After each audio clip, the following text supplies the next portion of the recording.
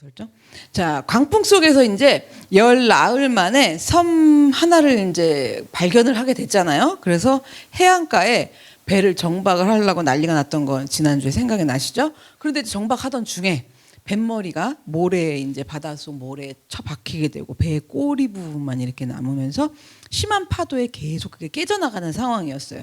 그래서 어떻게 했어요? 276명은 하여튼 수영할 줄 아는 사람은 배에서 뛰어내려가고 헤엄쳐 나가게 하고 또 수영할 줄 모르는 사람들은 뜰 수 있는 어떤 부유물들을 다 붙잡고선 헤엄쳐서 276명 전원이 모두 안전하게 이제 섬에 상륙하게 되었어요. 자, 그 상륙하게 된 다음에 28장으로 넘어가서 28장 1절을 보시면 우리가 구조된 후에 안즉 그 섬은 섬 이름이 뭐래요? 멜리데라 하더라 그러는 거예요. 정말 구사일생으로 살아가지고 도착한 섬이 멜리데라는 섬이었는데요. 이 섬이 지금도 있어요. 제가 시간이 없어서 어디 있는지 못 알아보고 왔어요. 자, 그런데 실제적으로 지금도 있어요. 다른 이름을 쓰는데 기억이 안 나요 지금. 근데 이 멜리데 섬을 지도에다가 표기를 해보면 표기를 안 하는 게 낫던지 아니면 정말 작은 점 하나 이렇게 보인다고 볼 수 있는 그런 크기의 작은 섬이었죠. 그러면 그 바다가 얼마나 넓어요. 그 넓은 바다에 파도에 휩쓸려 갖고 작은 점 같은 멜리데 섬에 이렇게 떠내려서 가게 될 확률은 몇 %예요? 거의 0%죠. 뭐 0.1%라고 하고 싶으시죠? 0%라고 봐요, 저는. 그런데 지금 그 배가 그 멜리데 섬에 상륙을 하게 된 거예요. 0%의 확률을 가지고서요. 그래서 이 0%의 확률 안에 왜 이것이 이렇게 섬에 들어가게 됐느냐? 뭐냐면 바울을 하나님이 로마로 보내시기 위해서 확률은 제로인데 이 멜리데 섬에 도착하게 될 확률은 아예 없는데 그 0%라는 확률을 뚫고 멜리데 섬 해안가에 도착하는 일이 너무 신기한 일이 일어난 거예요. 2절로 갈게요. 비가 오고 날이 참에 원주민들이 우리에게 특별한 동정을 하여 불을 피워 우리를 다 영접하더라 그래요. 멜리데 섬에 이제 헤엄을 쳐갖고 상륙을 한 276명의 사람들이 해안가에 어떻게 됐겠어요? 거기서 뭐 해안가에서 뭐 머리 말리고 버적버적 걸어가요? 아니잖아요. 막 276명이 여기저기 막 널브러져 있고 막 나 죽는다고 그러고 막 이럴 거 아니에요. 그런 상태에 있는 사람들이 이 멜리데 섬의 원주민들에 의해 가지고 발견이 된 거예요. 보통 이제 그런 게 시나리오가 나오잖아요. 자, 그런데 발견한 그 원주민들이 우리에게 그러면서 특별한 동정을 했다라는 거예요. 자, 근데 여기 2절에 보시면 우리에게 특별한 동정을 했다고 그러잖아요. 우리가 헬라어로 막 이제 찾아보고 연구해 보면 276명을 다 이야기하는 게 아니라 여기서 우리는 누가가 기록을 했죠. 누가가 기록할 때 이 우리는 바울이랑 그 일행들 이 사람들을 얘기하는 거예요. 바울 일행들에게 특별한 동정을 했다는 거죠. 그래서 지금 우리말로는 동정이라고 써 있는데 우리는 동정이란 말이 그닥 그렇게 기분 좋은 말은 아니에요. 왜냐면 헤어진 연인이나 뭐 이런 상황이 있으면 뭐래요? 너 나 동정하니? 뭐 이러잖아요. 그래서 우리는 그렇게 썩 좋은 말은 아닌데 어쨌든 한국말 번역은 동정하여라고 돼 있는데 원래 헬라어에 있는 본 의미는 뭐냐면 친절, 호의 이런 거예요. 그래서 특별한 뭐를 베풀었다? 특별한 친절을 하여 이렇게 된 거죠. 그래서 제가 특별한 동정이라고도 말할 거고 특별한 친절이라고도 이제 설교하면서 얘기를 할 거예요. 자, 그러면 조난을 당해가지고 지금 해안가에 널브러져 있는 사람들 그렇게 해서 발견된 사람이 한두 명이 아니에요. 한두 명이 발견되는 일은 이 원주민들도 그 섬에 살면서 가끔 있었겠죠. 그런데 지금 한두 명도 아닌 276명이 쫙 널브러져 있어요. 이런 경우는 이 원주민들도 처음 보는 처음이자 마지막으로 볼 상황이 일어난 거죠. 그런데 지금 그 원주민들이 특별한 동정을 바울 일행들에게 베풀어서 영접을 한 거예요. 제가 오늘 본문 1절부터 10절까지 잡았지만 11절에 보면은 바울의 일행들이 봄이 올 때까지 멜리데 섬에서 석 달 동안 이제 지냈다고 11절에 기록이 돼 있어요. 그러면 도대체 이 멜리데 섬, 점보다도 작은 걸로 표기도 안 되어야만 할 만한 그런 작은 섬에 지금 멜리데 원주민들이 살고 있는데 거기서 도대체 바울과 그 일행들은 석 달 동안 어떻게 먹고 지냈냐라는 건 거죠. 그래서 제가 막 여러 가지 많이 생각을 막 해봤어요. 이게 지금 가만 있어봐 정말 부족 같은 원주민일까? 아니면 섬 사람들일까? 이런 거는 모르겠어요. 근데 뭐 제가 좀 해석을 했을 때 이런 식으로 좀 해석을 해봤어요. 이들이 3개월 동안 여기서 어떻게 먹었을까? 정말 부족들이 있었다면 뭐 벌레 잡아먹고 뭐 이러고 살았겠죠. 근데 이제 제가 좀 해석하는 방식으로 만약에 해봤으면, 자, 군인들은 어떻게 먹고 살았느냐? 나라에서 지원해줘야 안 해줘요?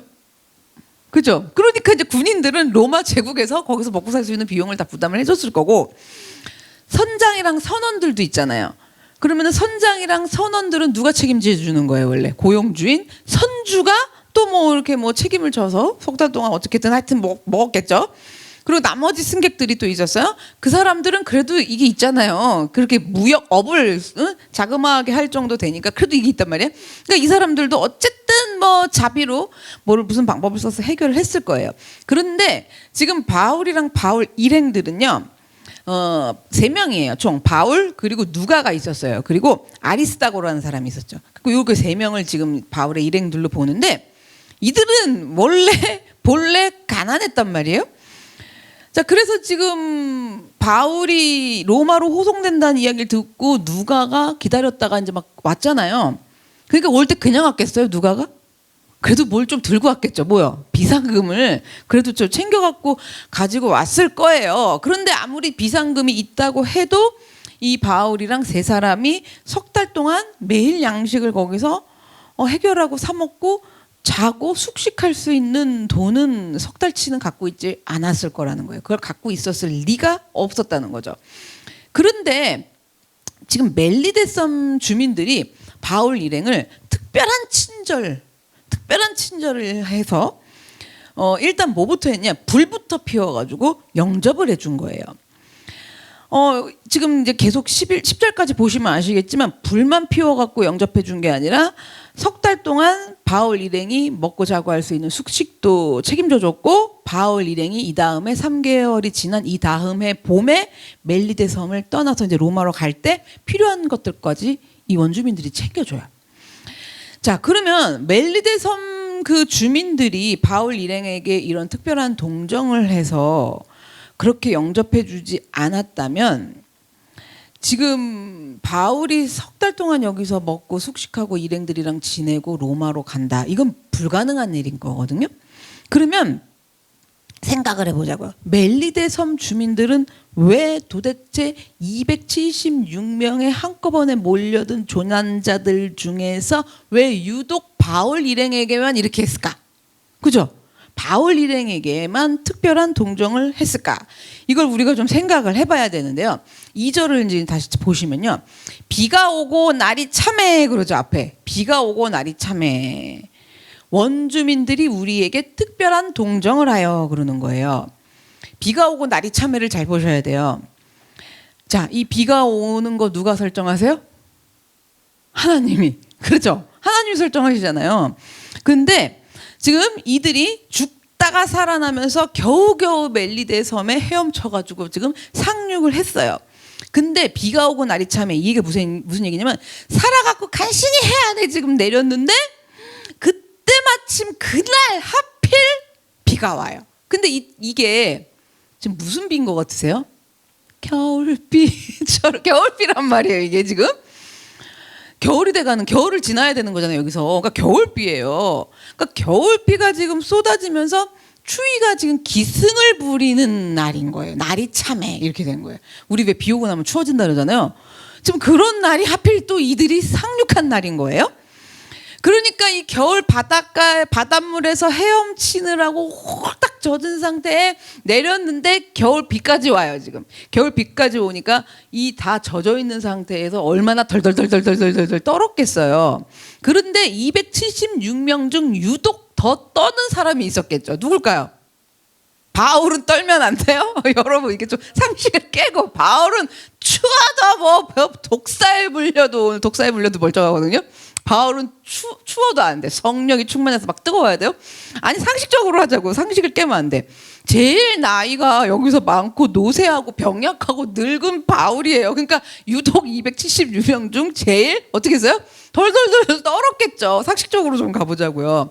그러니까 멜리데 섬에 있는 주민들 눈에는 276명의 조난자들 중에서 막 군인들, 무역업 하는 상인들 아무래도 펄펄하잖아요. 근데 제일 노쇠하고 병약한 바울이 달달달달달달 떠는 바울이 눈에 띄겠어요? 안 띄겠어요?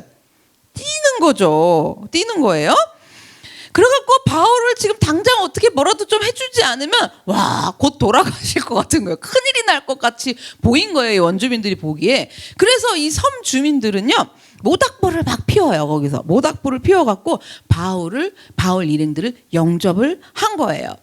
자, 그렇게 모닥불을 피워가지고 불을 쬐주는 일부터 원주민들이 했어요.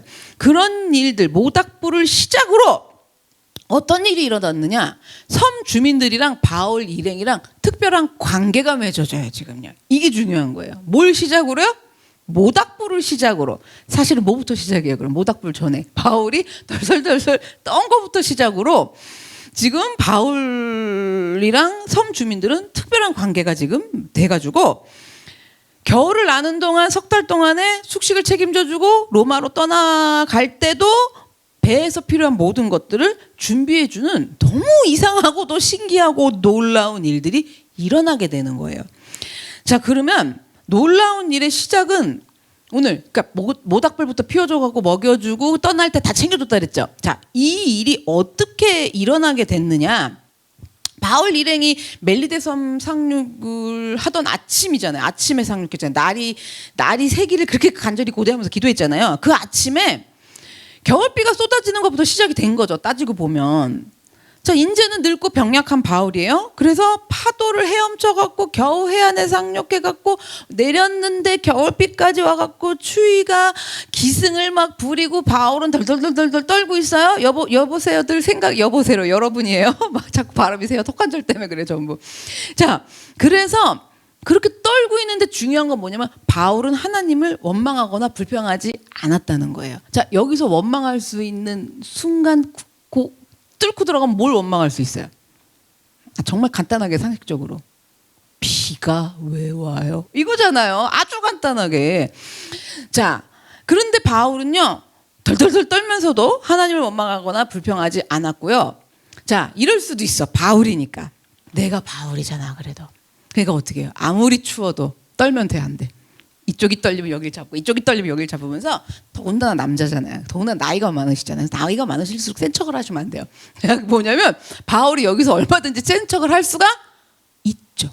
내가 바울인데 그래서 센 척할 수도 있어서 특히 이제 나이 드신 분들, 특히 또 남자분들은 이런 센 척을 좋아하시는데 그러면 은혜를 못 입어요. 잘 보셔야 돼요. 뭐냐면 바울이 여기서 나는 하나도 안 춥다 이러느라고 센 척을 하느라 지금 강철 체력을 지닌 군인들이랑 막 선원들 사이에서 나는 아무렇지도 않다 그러는 듯이 위장을 하고 숨기고 있었다고 하고 한번 생각을 해보세요. 안 추운 척하고. 그러면 멜리데 섬 주민들에게 특별한 친절을 받아요? 못 받아요? 못 받죠. 3개월 어떻게 버틸 거예요?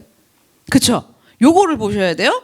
그래서 지금 늙고 병약한 바울은요 원망하지도 않았고 그렇다고 자기 자존심 때문에 괜찮은 척하지도 않아요. 이게 중요해요. 원망도 안 하고 뭐도 안 한다? 괜찮은 척도 하지 않는, 그죠? 괜찮은 척도 하지도 않고 그냥 정말 바울은 어떻게 있었냐면 순수하게 아무 대책이 없어요. 그냥 대책 없이요 겨울비를 주룩주룩 맞으면서 추위에 뭐만 한 거예요? 덜덜덜덜덜덜 떨고만 있었던 거예요. 요게 또 바울의 매력이고 바울의 신앙이에요. 요걸 보셔야 돼요.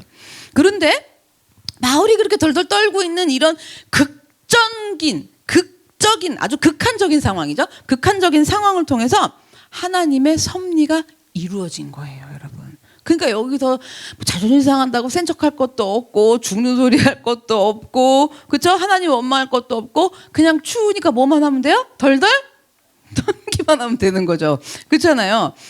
자, 그래서 이런 상황을 통해 갖고 특별한 친절을 받는 하나님의 섭리가 이루어져요. 자, 특별한 친절 계속 나와요. 섬 주민들로 하여금 멜리데 섬에서는 석 달 동안 숙식이 책임져지고 하나님의 섭리가 그 숙식이 책임져지는, 자, 하나님의 어떤 섭리가 이루어질지 제가 계속 더 얘기 드릴 건데, 이런 하나님의 섭리들이 이루어진 거예요.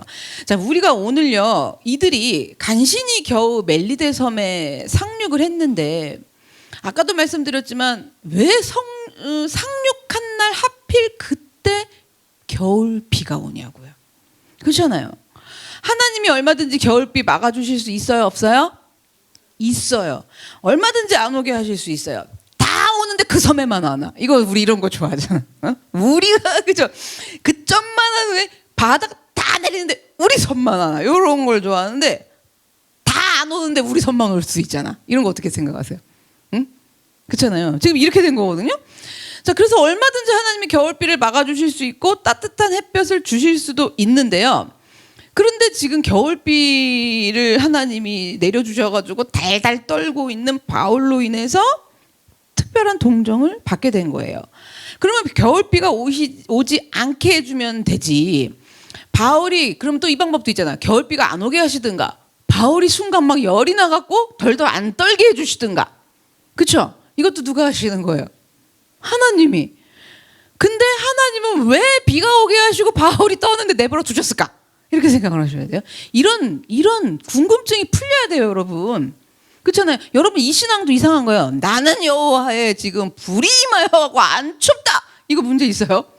그렇잖아요. 그래서 하나님은 그러면 왜 비가 오게 하시고 바울은 떠는데 그러고 떨고 있었을까? 하나님이 왜 그렇게 하셨을까? 우리가 이걸 가지고 하나님이 이렇게 일하신 거잖아요, 지금? 하나님이 이렇게 일하시는 하나님의 섭리가 있단 말이에요. 그 섭리에 대해서 우리 다 알 수가 없어요. 근데 이렇게 일하시는 하나님의 섭리에 대해서 우리가 성경을 통해서 좀 더 살펴봐야 돼요. 왜냐면 바울만 이렇게 하신 게 아니라 야곱도 모세도 하나님이 이런 식으로 일을 하셨어요. 창세기로 가보면 야곱이 나오죠. 야곱이 나오는데요. 야곱은 어떤 사람이었어요? 쌍둥이 형인 에서가 있었죠. 근데 에서가 아버지에게 받아야 할 장자의 축복, 장자권을 어떻게 해요? 야곱은 자기가 그걸 받으려고 부당한 방법으로 이제 막 이게 여기 털 여기다 막 해가지고 에서인 척하면서 속여가지고 장자권을 가로채 버렸어요. 자, 이 사실을 이제 뒤늦게서야 알게 된 형 에서는요. 분노를 하다 무지하게 분노했죠. 장자 축복권을 가져갔는데 이거는 그 히브리인들의 전통이어갖고 장자가 내려받는 축복권인데 이걸 지금 그러고 손 얹고 기도하면 끝나는 거예요. 그 당시에는. 근데 이거 받아버렸어, 기도를. 동생이. 그러니까 무지하게 분노해서 야곱을 죽이려고 한 거예요. 그래서 어떻게 해요, 이제. 야곱이 밧단 아람에 살고 있는 삼촌 라반네 집으로 피신을 해서 형 때문에 도망을 가게 됐죠. 그런데 이제 야곱이 밧단 아람의 삼촌네 가서도 어떻게 사느냐? 외삼촌이랑 야곱이랑 서로가 서로 속이고 그 삼촌이랑 이걸 계속 한 거예요, 사실. 이게 누구 기질이에요, 원래? 야곱이 가진 기질이었잖아요. 그러니까 삼촌한테 속고 다시 삼촌을 속이고 이런 인생을 삼촌네 집에 쫓겨가서 20년을 살아요. 그리고 20년 만에 드디어 어떤 일이 생겼냐면 외삼촌의 가축들 중에서 아롱이 다롱이 좀 기억나시죠? 그런 일들을 통해서 외삼촌의 가축들 중에 상당 부분을 이제 야곱이 가지게 된 거예요. 자기 것으로 만들게 됐죠. 그래서 너무 이쪽 야곱이 막 많이 갖는 거예요. 아롱이 다롱이를. 그래서 어떻게 했느냐? 삼촌네에서도 더 이상 살 수가 없게 됐어요. 살 수가 없게 된 야곱은 20년 만에 다시 고향 땅인 가나안으로 자기 집으로 되돌아만 갔어야 되는 거예요. 자, 그래갖고 이제 야곱이 식구들을 전부 데리고 다시 고향으로 이제 돌아가고 있어요. 돌아가고 있는데 고향으로 돌아가는 이제 길 한복판에서 야곱의 마음은 오로지 무슨 생각만 있냐면요. 어떡하지? 갔는데 형이 날 죽이면 어떡하지? 형이 진짜 다리라도 부러뜨려 놓으면 어떡하지? 막 이런 생각밖에 없기 때문에 어떻게 하면 형의 마음을 누그러뜨리지? 형이 좀 사그라들지? 이런 것만 계속 걱정이 되는 상태로 가고 있었던 거예요. 자, 이제 점점 가까워져 와요. 형이 세일 땅에 살고 있었는데 형이 살고 있는 곳에 점점 가까워지니까 무슨 소식이 들리는 거예요. 무슨 소식이 들리냐면 형이 400명의 사람들을 데리고 야곱에게 오고 있대요. 야곱을 반갑게 맞이하는데 400명 데리고 올까요? 그죠? 4명이면 되잖아, 솔직히. 400명을 데리고 오는 건 뭐예요? 죽이겠다는 거죠. 그러니까 400명이 뭐예요? 일명? 뭐 이런 무슨 갱스터들 아니면 막 칼잡이들 이런 사람들을 전부 모집을 해갖고 400명을 거느리고 야곱에게 오고 있다라는 이제 소식을 듣게 된 거예요. 자, 400명 데리고 온대요. 그러니까 이제 야곱은요 죽은 목숨이나 마찬가지예요. 지금 그래봐야 야곱의 부인들, 그 부인들에서 난 자식들, 그리고 이제 야곱이 거느리는 사람들이 있는데 거기는 이 칼잡이들이 아니란 말이에요. 전문 칼잡이 400명을 데리고 오고 있대요. 그런데 우리 아시죠? 정작 20년 만에 동생 야곱을 보고 대면하는 형 에서가 어떤 반응을 보였어요? 정말 상상 초월의 반응을 보인 거예요. 창세기에 잠깐 볼게요. 창세기 33장 4절. 에서가 어떻게 했대요? 달려와서 야곱을 맞이하여 안고 목을 어금 맞추어 그와 입 맞추고 서로 우니라. 이렇게 된 거예요. 이게 도대체 무슨 일인 거예요? 어떻게 이 에서 형이 갑자기 이럴 수가 있냐라는 건 거죠. 어떻게 이럴 수가 있느냐.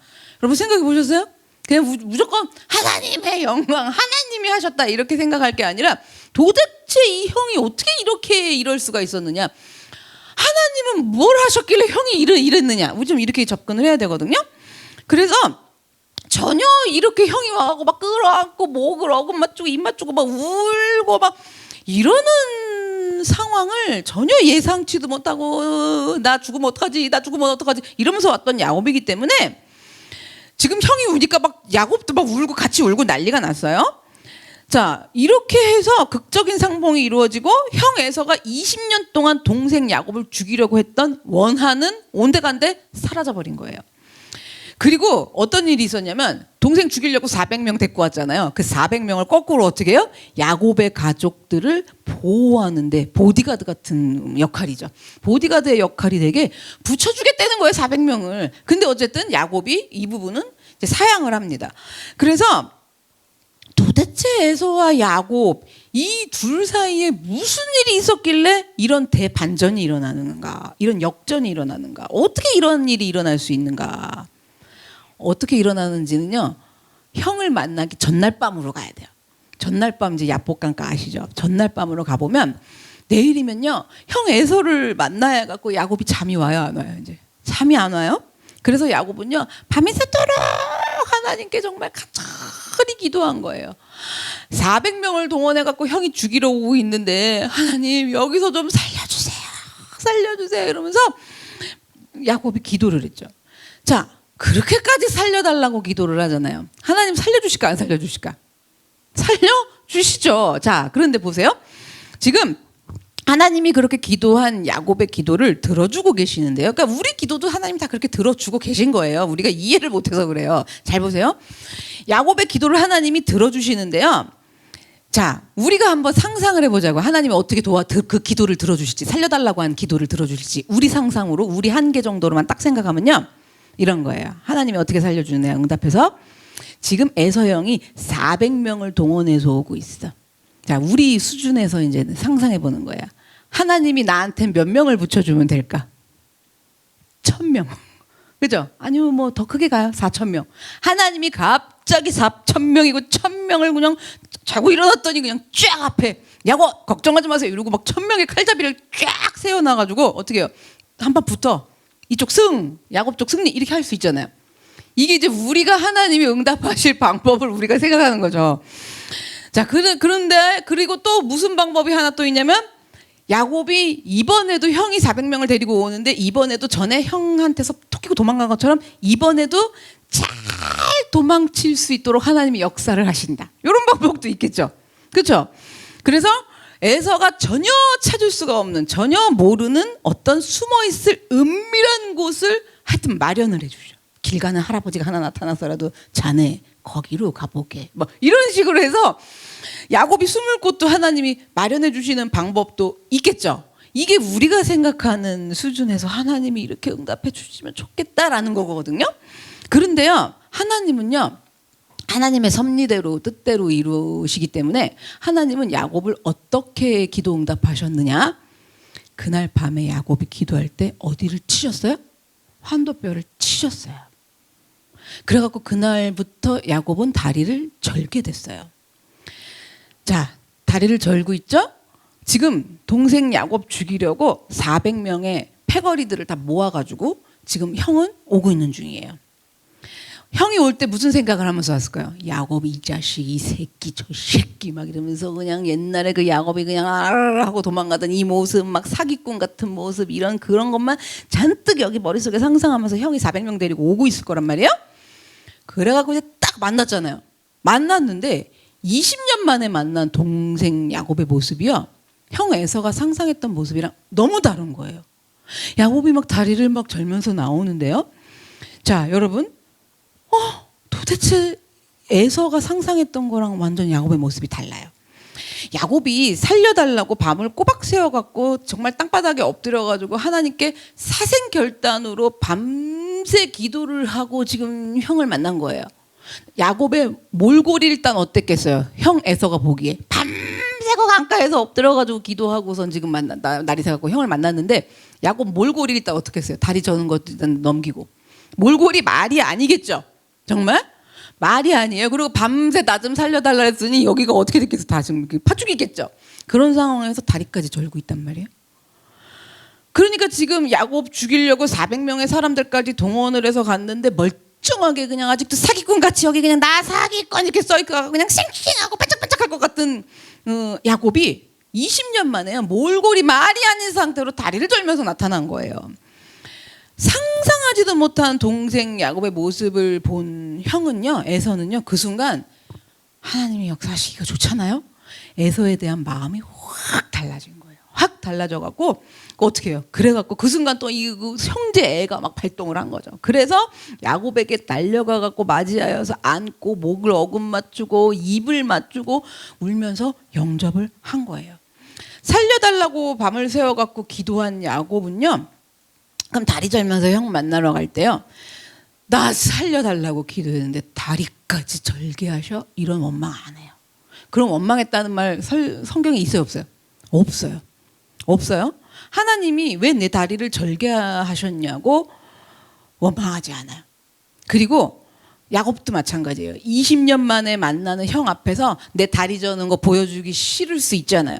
이 꼴이 났으니까. 그러니까 내 다리 저는 거 안 보여주려고 형 앞에서 자존심 상하지 않으려고 절지 않는 것처럼 막 위장하는 거예요. 그저 막 딱 몰골 막 희약하게 하고. 그렇게 하지도 않았어요. 만약에 야곱이 그렇게 했더라면 야곱은 에서의 칼에 죽었을 거예요. 그렇잖아요. 그런데 밤새워서 기도한 야곱은요, 하나님께서 다리를 절게 하신 그 모습 그대로 그냥 다리를 절면서 말도 안 되는 지금 기도하다가 지금 엉망진창인 몰골 그 상태로 에서를 향해서 걸어간 거예요. 그리고는 도저히 지금 불가능할 지금 일이 일어난 거예요. 목을 어금 맞추고 울고 에서와 형 사이에서 화해가 극적으로 일어난 거예요.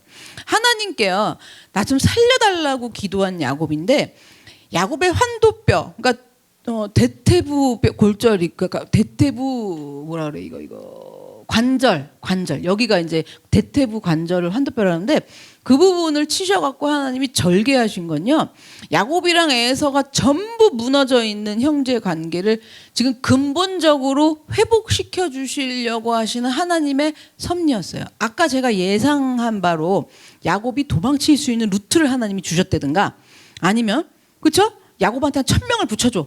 그렇게 하는 응답 방법도 있겠죠. 그런데 그렇게 해서 지금 형이랑 만나면 정말 근본적인 회복이 일어나는 거야, 안 일어나는 거예요? 뼈 부러지기 싫으세요? 그래도 환도뼈가 부러졌고 다리를 저는 것보다 그러니까 우리는 근본적인 하나님의 회복하심을 그렇게 별로 바라지 않고 내가 원하는 기도 응답 방식을 자꾸 원하는 게 있다는 거죠. 그래서 한 명을 더 준비했어요. 모세도 있어요. 모세도 마찬가지인데요. 애굽의 왕은요, 애굽에 있는 히브리 노예 그 남자 사내 아기들을 이제 만약에 이제 낳잖아요. 히브리 노예가 여자가. 그러면 반드시 나일강에다 그 아기를요 다 갖다 던져 죽이라는 무시무시한 명령을 그 애굽의 왕이 내린 거죠. 그런데 이 모세의 부모는 차마 그럴 수가 없어서 어떻게 했느냐면 모세를 석 달가량을 숨겨가지고 키운 거예요. 근데 아기가 석 달이 지나가고 크면 클수록 울음소리가 어떻게 돼요? 더 커지죠. 그러니까 더 이상 이제 숨겨갖고 키우는 거는 불가능해졌어요.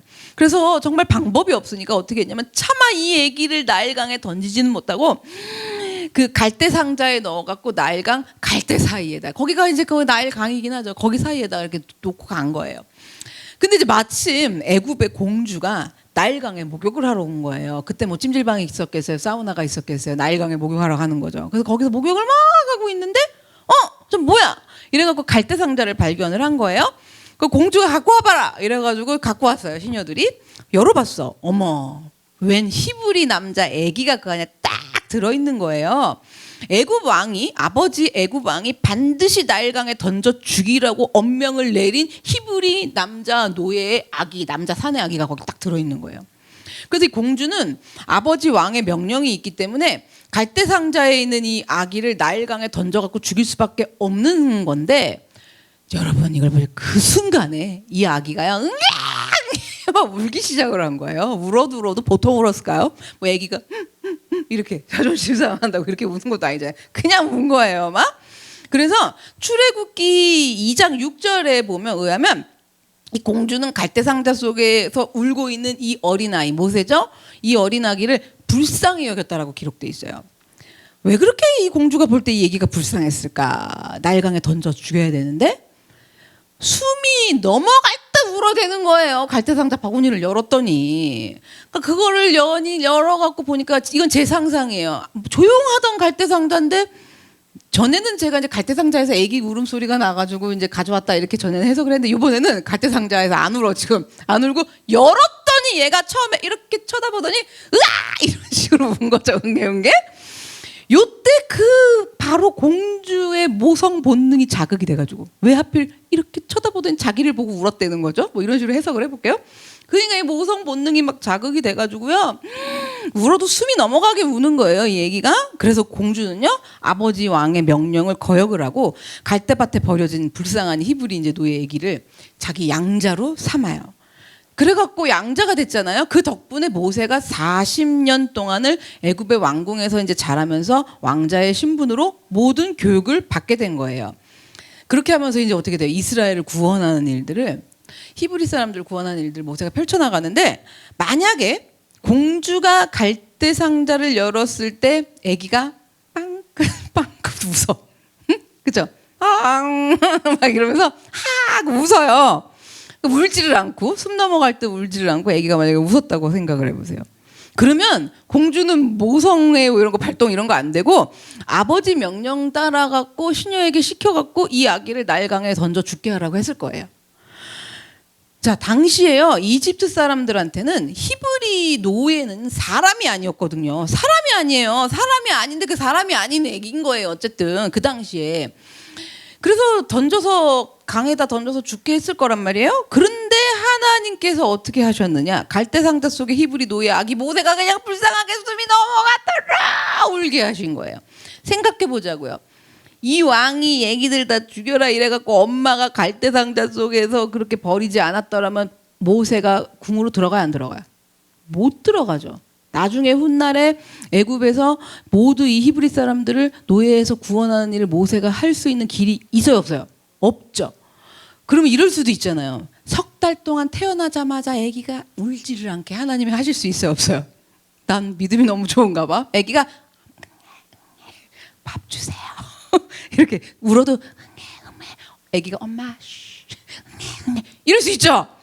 근데 클수록 너무 울어가지고 어쩔 수가 없는 방법으로 갈대 상자에다 넣어야 됐었고, 또 하필 공주를 봤을 때 울고 난리가 났어요. 자, 이 모든 것들이 하나님이 그렇게 하셔서 숨이 넘어가도록 울게 하셔서 너무 신비로운 일들을 하나님이 이루어 가신 거라는 거예요. 그러면 오늘 본문에서 보면요, 겨우겨우 죽음의 유라굴라 강풍에서 벗어났는데 지금 해변가에 이제 왔잖아요. 지금 기운도 없어 죽겠는데 하필 이때 겨울비와 추위에 덜덜덜덜 떨고 있는 거예요. 자, 멜리데 섬에 상륙한 바울한테 바울도 우리도 바울 일행들도 다 이해하지 못할 이런 하나님의 섭리가 계속 펼쳐지는 거예요. 여기 겨울비는 왜 오냐고, 이럴 하나님의 섭리가 계속 사실은 펼쳐지고 있는 거예요. 자, 그래갖고 어떻게 했어요? 이제 겨울비가 와가지고 덜덜 떨고 있으니까 주민들이 모닥불 펴줬다 그랬죠?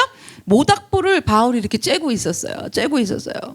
자, 여기까지는 우리가 또 이럴 수 있어요. 어머, 하나님이 이런 모닥불을 주셨어요. 또 할 수도 있겠죠. 자, 그런데 모닥불 쬐다가 이제 무슨 일이 일어나요? 이번에는 독사에 물린 거예요. 사도행전 28장 3절로 갈게요. 바울이 나무 한 묶음을 거두어 불에 넣으니 뜨거움으로 말미암아 독사가 나와 그 손을 물고 있는지라. 원주민들이 이제 피워준 불 쬐고 있던 바울인데요. 불이 조금 더 세게 지피든지 뭐 하려고 불을 더 지피려고 나무 한 묶음이죠. 한 묶음을 불 속에다 이렇게 넣는 거예요. 더 넣는 상황이었어요. 그 순간에 나무 그 한 묶음 다발 속에 독사가 있었던 거예요. 그래갖고 거기서 튀어오르면서 바울의 손을 문 거예요. 그러니까 얘가 이제 뭐 그 열기로 인해 들어갈 때 열기로 인해 갖고 바울의 손을 물은 거예요. 자, 물었는데 독사가 손을 물고 있는지라 이러잖아요. 물고는 떨어지지도 않아. 그냥 거기 계속 물고서 여기 독사가 덜렁덜렁거리고 있는 상황인 거예요. 3절이. 독사한테 물리면 치명상을 입고 목숨을 잃는단 말이에요. 우리나라 독사들도 무서워요. 그래갖고 정말 독사 그러면 목숨을 잃는데 4절로 넘어갈게요. 원주민들이 이 짐승이 독사죠? 그 손에 매달려 있음을 보고 서로 말하되 진실로 이 사람은 살인한 자로다. 바다에서는 구조를 받았으나 공의가 그를 살지 못하게 함이로다 하더니 그러는 거예요. 섬 주민들이 뭐래요? 이 사람은 진실로 살인한 자로다. 그러면서 바울이 살인자가 틀림없다고 그러는 거예요. 그러니까 이 섬 주민들이 믿는 토속 신앙에 따르면 독사에 물려 죽는 자는 사람은 살인자라는 거예요. 살인을 했기 때문에 독사가 와서 물었다. 이렇게 된 거예요. 그런 토속 신앙인 거죠. 그래서 원주민들이요. 수근수근거리기 시작한 거야. 살인자네 막 이런 거예요. 자, 5절로 넘어갈게요. 바울이 그 짐승을 불에 떨어버림에 조금도 상함이 없더라. 바울의 손을 독사가 계속 물고 있었잖아요. 그러니까 바울이 이제 탁 떨어갖고 불에다 던져버렸어요. 그러고 나서 바울이 어떤 이상함도 나타나지를 않는 거예요. 26절을 좀 가볼게요. 28장 6절. 그들은 그가 붙든지 혹은 갑자기 쓰러져 죽을 줄로 기다렸다가 오래 기다려도 그에게 아무 이상이 없음을 보고 돌이켜 생각하여 말하되 그를 신이라 하더라 그래요. 이제 떨쳤잖아요, 독사를. 그리고 원주민들은 바울을 지켜보는 거예요. 이제 좀 있으면 손이 퉁퉁 부어 올릴 거야. 붙는 것 같지 않아? 그래서 붙네 막 이러는 거예요. 안 붙는데. 그러면서 이제 곧 죽는다. 급사할 거다. 이렇게 생각을 하면서 말하면서 지켜본 거예요. 그런데 이 원주민들이 아무리 오래 기다려봐도 바울이 너무 멀쩡한 거예요. 손도 안 부어요. 너무 멀쩡한 거예요. 그래갖고 원주민들은 독사에 물리고도 이런 사람은 살다 처음 본 거예요. 정말 처음 본 거예요. 이거 금방 죽는데. 근데 바울이 너무 멀쩡하니까 죽고 안 죽고를 떠나가고 너무 멀쩡하니까 이 사람들이 다시 지금 수군거리기 시작을 해요. 뭐라고 수군거렸냐면 원주민들이 이 사람은 신이다. 신이라 하더라 이러잖아요. 신이야. 이게 신이다. 이렇게 된 거예요. 자, 독사에 물려도 죽지를 않고 계속 멀쩡하게 아무 이상도 없이 붓지도 않고 그런 증상도 나타나지도 않고 있으니까 원주민들이 보기에 이 지금 바울은 신인 거예요.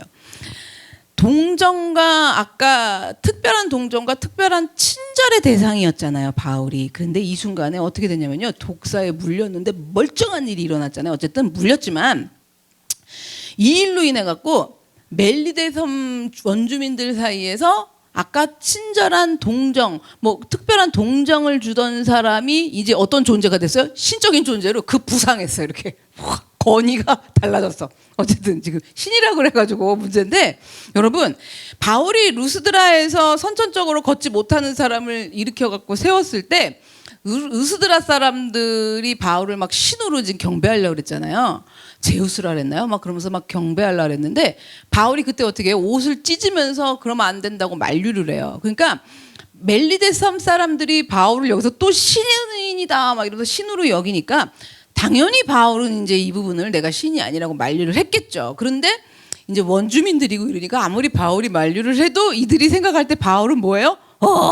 신이야. 막 이런 상태, 대화가 좀 안 돼요. 원주민들이랑 그런 상태라고 봐요. 자, 그러면 바울을 지금 신이라고 그러는 일이 일어나면 돼요, 안 돼요? 루스드라처럼 안 되죠. 근데 왜 일어났어? 그러면 하나님이 이런 일이 일어날 줄 아셔야 모르죠. 그럼 독사에 안 물리게 했어야 되잖아요. 그 한 다발에 독사가 있었어도 독사가 갔어야 됐잖아. 근데 왜 거기 들어있어갖고 물어가지고 바울을 멀쩡하게 하셔가지고 신이라 소리를 듣냐고. 하나님이 그런 소리를 안 듣게 하셔야 되는데. 근데 보세요. 어차피 바울이 만류하고 신이 아니에요 여러분 이렇게 해도 이들은 어떻게 해요? 신이야. 원주민이라고 한번 생각해 보세요. 그럴 거라는 걸 하나님이 아실까요? 모르실까요? 아시죠? 얘네가 이런 거야. 여기 멜리데 섬 사람들은 약간 이게 안 맥힌다. 이걸 아시는 거예요? 그래서 하나님은요 바울을 신으로 여기는 이 부분을 사용을 하신 거예요. 바울이 그렇다고 자기가 신격화하려고 그러진 않잖아요. 그래서 이 부분을 좀 사용을 하신 거예요. 그래서 바울이 독사에 물린 사건으로 인해 갖고 뭐냐면 멜리데 섬 주민들에게 바울을 일단 높여주시려는 하나님의 섭리가 있었던 거예요. 이들에게 지금 높임을 받을 방법이 이런 방법밖에 없다라는 걸 누가 제일 잘 아세요? 하나님이세요. 그래서 일단 바울을 높여주시려는 하나님의 섭리가 있어서 독사 사건이 일어난 거죠. 자, 그러면 하나님은 왜, 뭐 때문에 이렇게까지 이런 방법으로 바울의 권위를 높여주셨을까? 아니 굳이 지금 너무 위험하게 뭐 바울을 신이라고 이 사람들이 막 이러는데 이렇게까지 하나님이 바울을 하신 이유가 뭘까? 그런 걸 생각했을 때 여러분 멜리데 섬에서 바울이 특별한 친절만 받고 떠나요. 갈 때 배에 필요한 모든 걸 다 싸줘요. 그것으로 끝나는 것이 아니라 그게 다가 아닌 거예요. 그러니까 그게 아니라 바울을 통해서 뭔 일이 있냐? 멜리데 섬에서 하나님이 또 이루실 하나님의 뜻이 하나님의 섭리가 있었기 때문에 하나님이 이 상황을 다 만들어 놓으신 거예요. 독사에 물렸다라는 사건이 근데 죽지도 않고 멀쩡하다라는 이 신적인 존재라는 이 소문은요 순식간에 섬 전체에 다 퍼져버린 거예요. 이제 다 퍼져갖고 누가 바울에게 찾아왔냐면요 7절 이 섬에서 가장 높은 사람 보블리오라고 하는 이가 그 근처에 토지가 있는지라 그가 우리를 영접하여 사흘이나 친절히 머물게 하더니 그러는 거예요. 멜리데 섬에서 제 1인자인 거죠. 그래서 가장 높은 사람인 보블리오라는 사람 뭐 추장이라고나 좀 할까요? 뭐 하여튼 그러한 보블리오도 소문을 들은 거예요. 독사에 물려도 안 죽었대. 이래가지고 신적인 존재로 여겨지니까 빨리 와야 돼, 안 와야 돼, 이제. 와봐야 되잖아. 그래갖고 막 왔어요. 와갖고는 이게 보통 일이 아니라 너무 멀쩡한 거야, 바울이. 그러니까 보블리오는 자기가 가지고 있는 토지, 사유지죠. 그곳으로 바울을 초청을 해갖고 극진하게 바울을 대접을 한 거예요. 사흘 동안이나. 자, 만약에 바울이 독사에게 물리는 사건이 일어나지 않았더라면 멜리데 섬 1인자인 보블리오가 바울을 초청할 이유가 있을까요? 없죠. 더군다나 276명의 사람들 중에서 노년이고 병약해갖고 볼품이 없는 지금 바울이에요. 그럼 바울을 사흘 동안이나 자기 사유지에서 극진하게라고 써있지 않아요? 친절히 머물게 하더라 이거거든요. 극진하게 대접할 리가 없어요. 지금 보블리오가 와보지도 않을 거예요. 1인자는. 그런데요. 자 이제 대접을 사흘 동안 받죠. 이제부터 중요해요. 뭐냐면 그런데 바울은요. 보블리오의 극진한 대접을 가만히 앉아서 받기만 한 게 아니었던 거예요. 이제 잘 보셔야 돼요. 그러니까 이게 포인트가 뭐냐면 우리가 이 말씀 안에서 뱀이 뭐 물어도 어떤 독을 마실지라도 우리는 해함을 받지 않는다. 이 신앙만 가득하단 말이에요. 그래 안 그래요? 그렇죠? 독사의 독을 먹은 즉 우리는 그렇죠? 이렇게 되는데 지금 이 사건을 보고 아 바울도 멀쩡했어. 그러니까 우리 하나님이 우리를 해하시지 않을 거야. 이렇게 들어가거든요. 근데 여기서 잘 보셔야 돼요. 아예 독이 안 물리게 했으면 됐잖아요. 그러니까 하나님이 우리에게 주시는 메시지가 그게 아니란 말이에요. 독사에게 물려서 1인자 보블리오 집에까지 가가지고 사흘 동안 극진하게 대접을 바울이 받았어요. 자 여기서 끝나는 거면 뭐냐면 어떤 독을 마실지라도 해야지 아니하면 딱 이렇게 되는 거예요. 근데 바울은 그게 아니었단 말이에요. 바울의 신앙은 뭐냐면 우리가 잘 보셔야 돼요. 그 극진한 대접을 받은 바울이요 가만히 앉아갖고 받기만 한 게 아니었어요. 8절로 가볼게요. 보블리오의 부친이 열병과 이질에 걸려 누워있거늘 바울이 들어가서 기도하고 그에게 안수하여 낫게 하매. 바울이요 사흘 동안 보블리오 집에서 3일을 지금 머물면서 가만히 살펴본 거예요. 살펴보니까 보블리오의 부친이 열병과 이질에 걸려갖고 누워 있어요. 8절을 보면. 근데 그 당시 의학으로는 열병이랑 이질이 걸리면요 다스리기가 어려운 병이었어요. 또 누가도 있잖아요. 의사인 누가가 고쳐줄 수도 있잖아요. 근데 이게 지금 고치기가 힘들고 그 당시에는 그리고 이 열병이나 이질에 걸리면 그냥 목숨을 잃는 경우가 이 당시에는 다반사였단 말이에요. 자, 그런데 8절을 자세히 보시면 보블리오가 부친의 병을 고쳐달라고 부탁한 것도 아니에요. 어떻게 했어요? 바울이 먼저 보블리오 부친의 상태를 먼저 봐요. 먼저 살펴보고서는 보블리오 부친의 방으로 가요. 바울이 들어가서 그러잖아요. 부친이 있는 방으로 들어가서 손을 얹고 기도했고 그 결과 깨끗하게 나음을 입게 된 거예요, 지금. 자, 보블리오 부친의 열병과 이질이 나았다라는 소문이 또 어떻게 될까요? 순식간에 온 섬에 쫙 퍼져요. 뱀에 물려도 멀쩡하다는 소문이 퍼진 것처럼 아버지 그 1인자의 아버지의 병이 나았다라는 소문이 섬 전체에 쫙 퍼진 거예요. 9절을 보실게요. 이러므로 퍼짐으로예요. 소문이 퍼짐으로 섬 가운데 다른 병든 사람들이 와서 고침을 받고 다른 병든 사람들이 와서 바울에게 고침을 받았대요. 2000년 전이잖아요. 그러니까 이질 뭐 열병 말고도 그때 당시 의학으로는 고칠 수가 없는 병들이 너무 많은 거예요. 우리 조선시대 때 이럴 때 보면 종기가 나가고 왕들도 죽잖아요. 우리 지금 종기 난다고 죽어요. 그냥 항생제 맞으면 끝인가? 이 당시에 그러니까 뭐 상처 나가고 골 맞는데도 막 다리를 잘라도 안 되고 막 이러고 난릴 거 아니에요, 막. 그러니까 그런 병들이 감기만 걸려도 죽을 판이야 지금. 너무나 많은 때였단 말이에요. 그래서 이들이 각가지의 병에 알 수도 없는 병에 전부 걸려 있는데 계속 병자로 남아갖고 살면서 그냥 죽는 날까지 그러고 살아야 됐어요. 죽을 때까지 안 죽어지는 걸 어떻게 그렇게 살아야 되는 거예요? 그런 사람들이 다른 여러 병든 사람들이 바울을 와서 그러잖아요. 사람들이 와서 이거는 헬라어로 번역하면 계속적으로 찾아왔다라는 그 단어가 쓰이거든요. 그래서 바울을 계속적으로 이들이 찾아와 갖고 고침을 받게 된 거예요. 그러면 우리가 생각해 보자고요. 바울이 이들이 와서 고침을 받을 때 육적인 질병만 고쳐줄까요? 아니죠. 당연히 이들에게 찾아오는 이들에게 구원의 복음을 바울은 전하죠.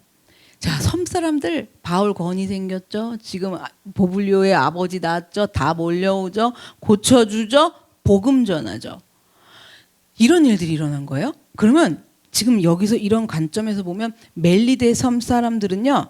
바울은 하나님이 보내주신 구원의 은혜의 선물인 거예요. 왜냐면 제가 뭐 감기가 걸리건 종기가 걸렸건 뭐가 어쩌건 뭐 가지가지 다른 병들로 낫지도 않고 그냥 죽을 날만 기다리면서 그러고 살아야 되거든요. 그런데 지금 와가지고 바울이 지금 멜리데 섬에 갑자기 그냥 거기 표류했어.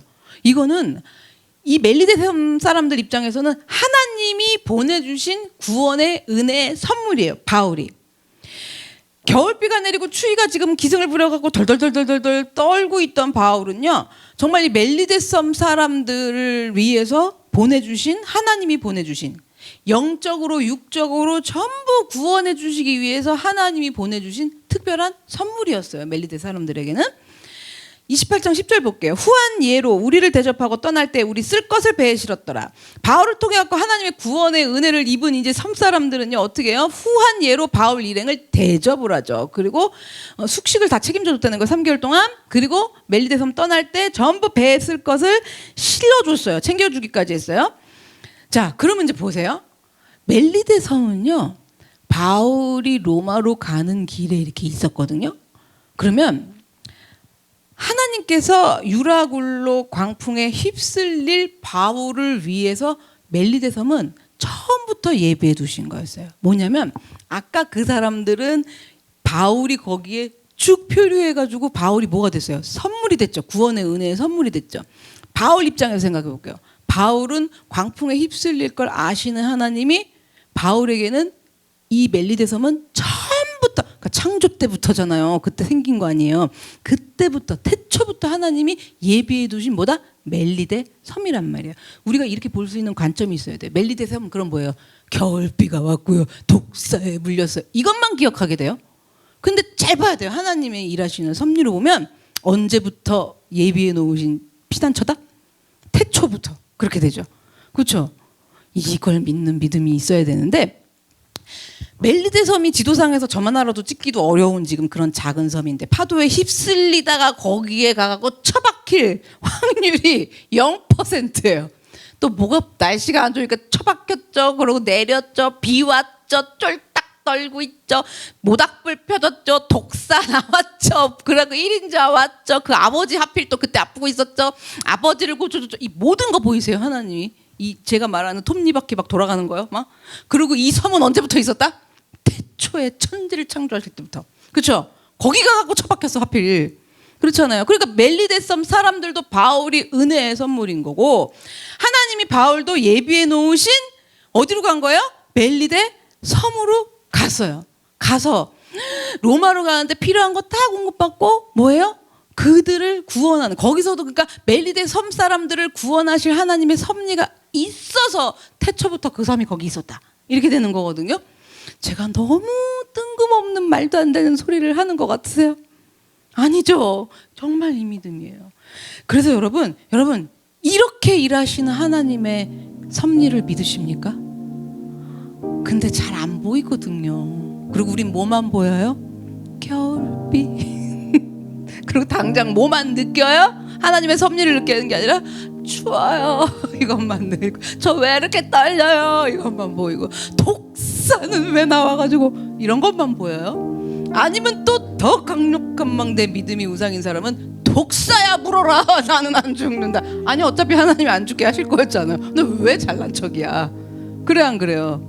그건 보블리오랑 다 만나서 이미 태초에 하나님 정했다고요. 이 섬 사람들을 구원해갖고 거기 있는 사람들 영육간에 구원하실 하나님의 섭리가 태초에 이 땅을 지으실 때부터 있었다고요. 얼마나 놀라운 일이에요. 이제 바울이 몇 년대 사람인데 2000년 전 사람인데, 그럼 2000년 전에 이 땅을 창조, 2000년이 뭐예요? 아브라함 때문에 몇천 년 전인지 계산이 안 나오는데 그때부터 바울이 거기 그 섬에 갈 걸 아셔서 하나님이 천지 창조를 하실 때 어떻게 그 섬을 멜리데 섬을 만들어 놓냐고요. 그렇잖아요. 그러니까 예를 들어서 뭐 독도에 가셔갖고 뭐 독도 교회 아니면 이런 데도 있대요. 우리나라에 이런 섬처럼 정말 이름도 모르는 섬들이 있대요. 우리나라에 아직도. 그래갖고요, 뭐 한 2가구 산대요. 그러면 뭐 한 5명 뭐 이렇게, 그리고 그 섬에 사는 사람들이 5, 6명 되는 거예요. 섬 주민 전체가.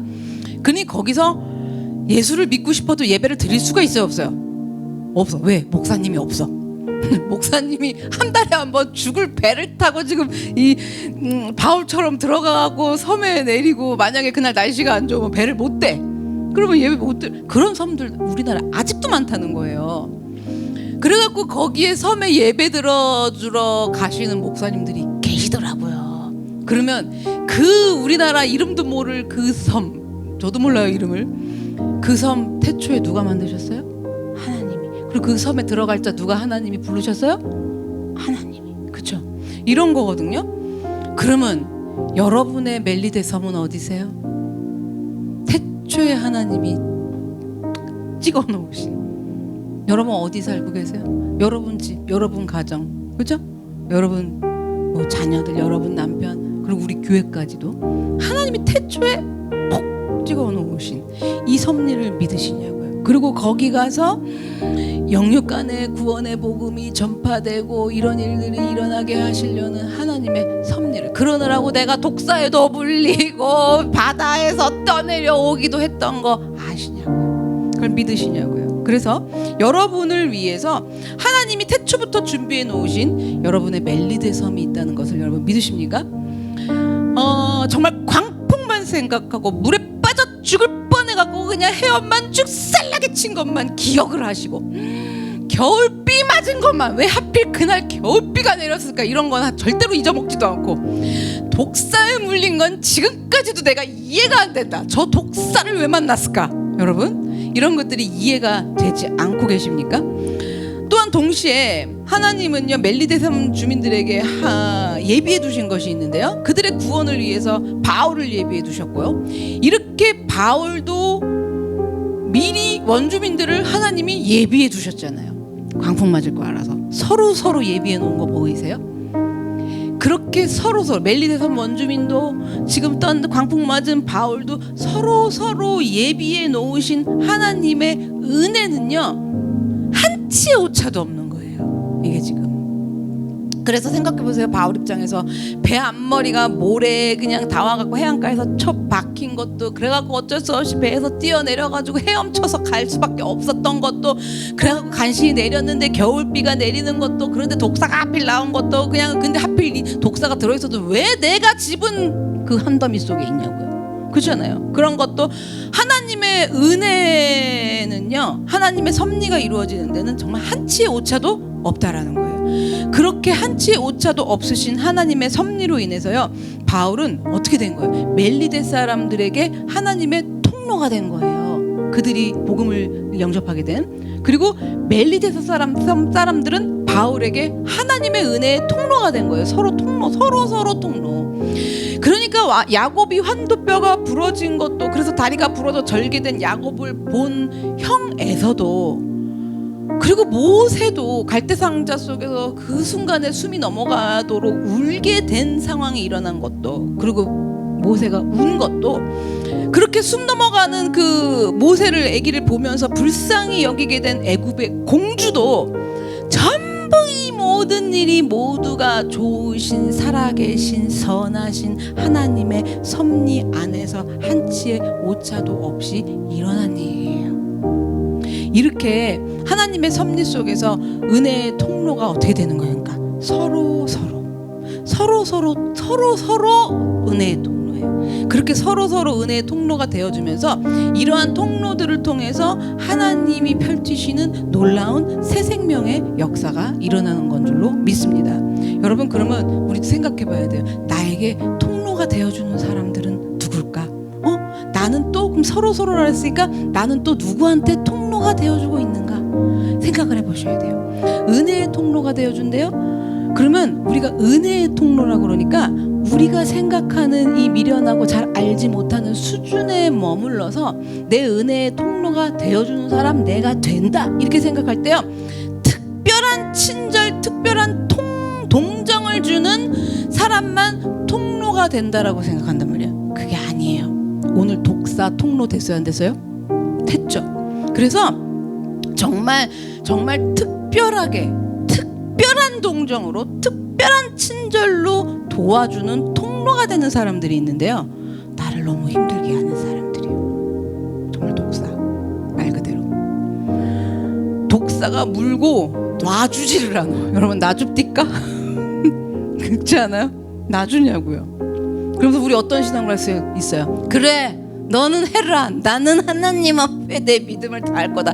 독사가 불어도 여러분 이게 아니잖아요. 지금 그 독사가 나한테 뭐라고요? 은혜의 통로라는 거예요. 지금 여러분 안 놔주잖아요. 물고. 여러분, 이런 한치의 오차도 없으신 하나님이에요. 한치의 오차도 없으신 하나님.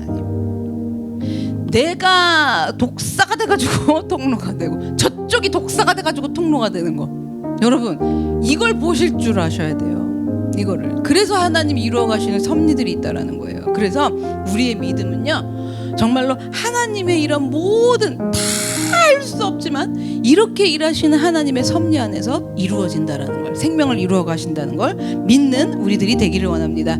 독사가 물어줌으로 인해서, 또 나에게 누가 모닥불을 피워줌으로 인해서, 석 달 동안 먹을 것을 도와줌으로 인해서 그런 영적인 우리가 힘이 생기고 더 많은 사람들을 생명에 이르게 할 그런 통로로 쓰임받는 사람들, 이 모든 일들을 양쪽으로 다 하나님은 행하셔서요, 하나님은 일하신다는 것을, 하나님의 생명이 그렇게 더욱 널리 퍼져나가게 하신다는 것을 우리가 더욱더 눈을 들어서 이제 보고 들을 수 있도록 주님 도와주시옵소서. 다 같이 주여 한번 외치고 기도하겠습니다.